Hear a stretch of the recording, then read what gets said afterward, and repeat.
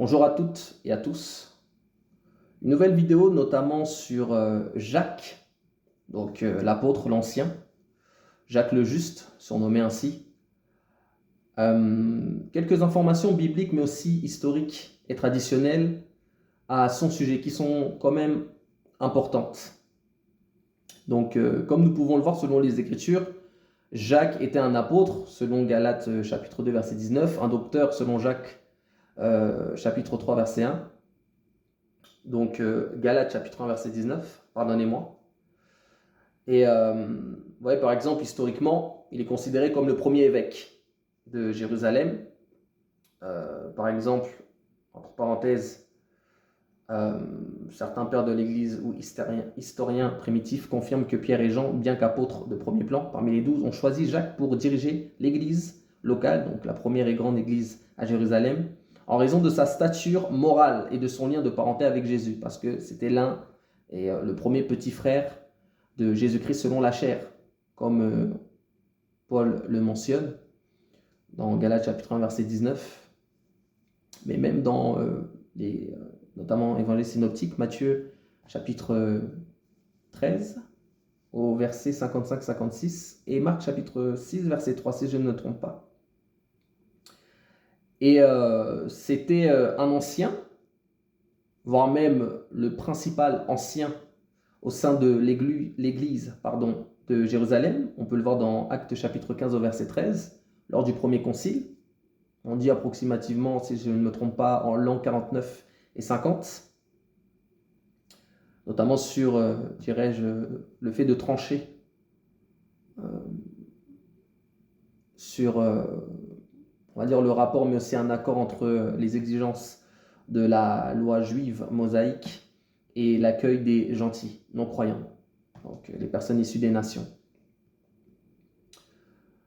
Il faut savoir que, en tout cas selon Jean chapitre 7 verset 5, pendant le ministère terrestre de Jésus-Christ, il ne croyait pas que Jésus était le Christ. Donc Yeshua était le Mashiach. Mais ensuite, nous voyons comme Paul le dira dans 1 Corinthiens chapitre 15 verset 7, il semble que lui aussi, il ait eu une révélation, une apparition particulière, comme peut-être Paul l'a eu, et ce qu'il a transformé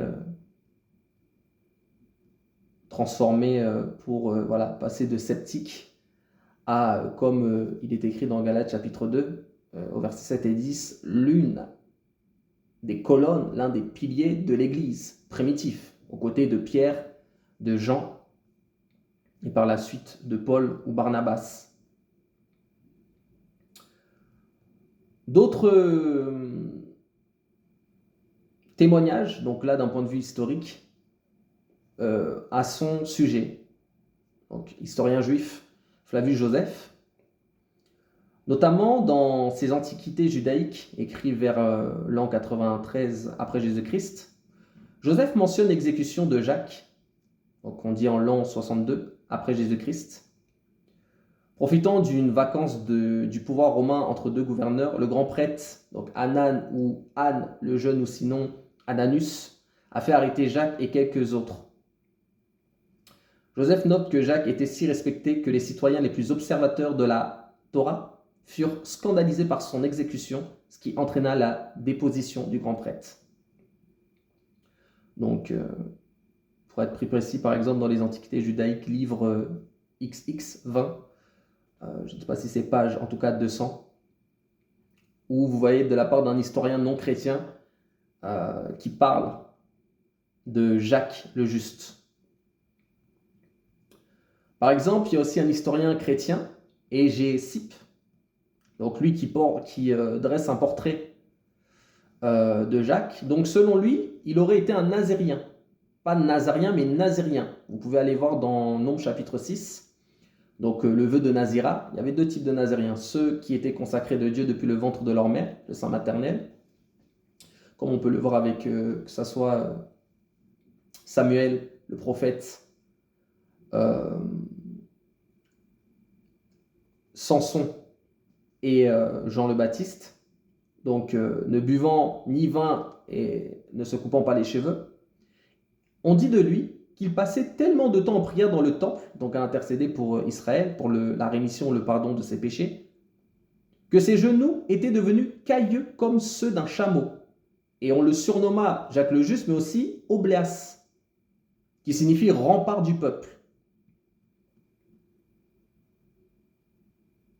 Par exemple, sur sa sanctification personnelle, on raconte qu'il était saint dès le sein de sa mère, donc qui suivait un régime de vie ascétique, donc moine, pour ceux peut-être qui n'ont pas connaissance de cela. Donc il ne consommait pas de boissons fortes ni mangeait de viande. Par rapport à sa nature morale, il était perçu comme l'homme le plus intègre de Jérusalem. Sa justice n'était pas seulement légaliste, mais elle représentait la supériorité de sa vertu et de sa fidélité à Dieu.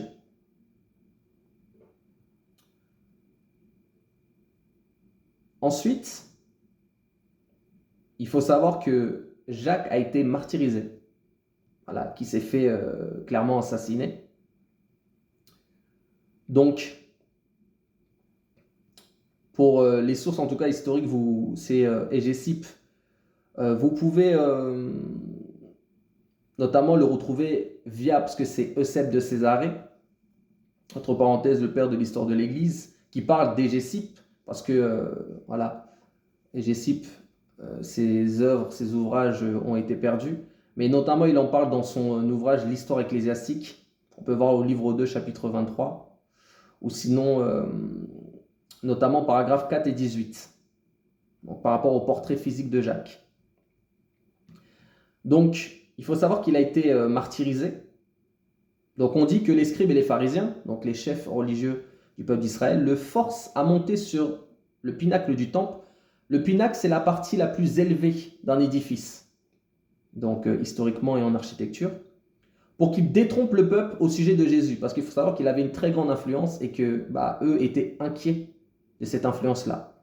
Jacques témoigne au contraire avec force, disant « Pourquoi m'interrogez-vous sur le Fils de l'homme ? Lui-même siège au ciel à la droite de la grande puissance, et il viendra sur les nuées du ciel. » Il est précipité dans le vide. Comme il survit à la chute, il commence à prier, donc à intercéder. « Seigneur, Dieu Père, pardonne-leur, car ils ne savent pas ce qu'ils font. » Pendant qu'on le lapide, un ouvrier, donc un foulon, pour être précis, l'achève d'un coup de bâton, et notamment un gourdin. Donc, je ne sais pas, peut-être si vous savez ce que c'est, mais vous savez, l'espèce de gros bâton court et rond. C'était une arme qui remonte, en tout cas à la préhistoire, et c'était quand même assez épais et lourd. Lui afflige un coup sur le crâne, et il est mort. Donc, sûrement fracture crânienne, hémorragie interne, mais c'est quand même assez violent.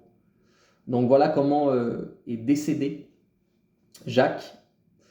Anecdote historique marquante, Joseph et d'autres auteurs anciens suggèrent que le siège de Jérusalem et la destruction du temple en l'an 70, pendant la première guerre judéo-romaine, furent une punition divine directe pour le meurtre de cet homme.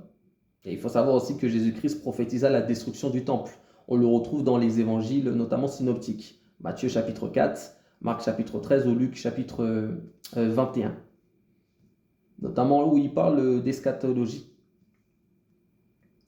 Donc voilà par rapport à Jacques, voilà, ses surnoms, le juste Obléas, son martyr, les sources historiques traditionnelles, donc Hégésippe, Eusèbe de Césarée, Flavius Joseph. Et il faut savoir que c'est quand même l'une des rares figures bibliques où on a quand même des éléments marquants à son sujet.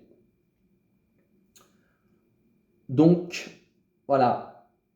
Jacques représentait une branche du christianisme très attachée aux racines juives. Contrairement à Paul qui voyageait, Jacques est resté à Jérusalem, assurant la stabilité de la communauté mère. Sa lettre reflète parfaitement ce caractère, très pratique, très éthique et profondément imprégné de la sagesse juive, tout en étant centré sur les enseignements de son frère selon la chair, Jésus-Christ.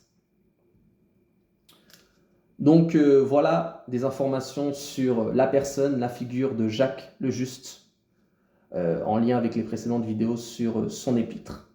Je vous salue toutes et tous.